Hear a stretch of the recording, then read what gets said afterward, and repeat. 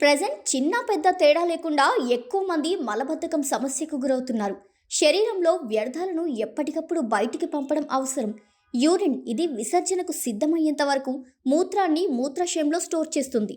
శరీరాన్ని అనారోగ్యానికి గురి చేయడానికి మలబద్ధకం కూడా ఓ ముఖ్య సమస్యే. మూత్రాశయాన్ని ఆరోగ్యంగా ఉంచుకోవడం అవసరం.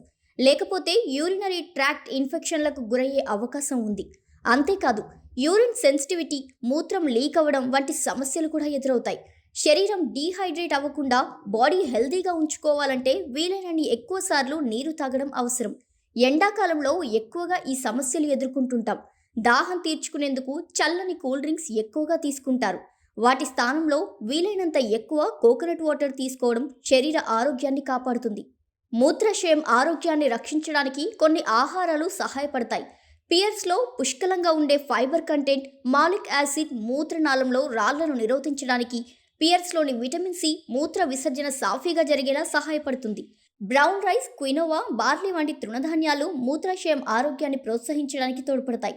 స్ట్రాబెర్రీలు, రాస్బెర్రీస్, బ్లూబెర్రీస్, క్రాన్బెర్రీస్ వంటి బెర్రీలలో ఫ్లేవనాల్స్, విటమిన్ సి పుష్కలంగా ఉంటాయి.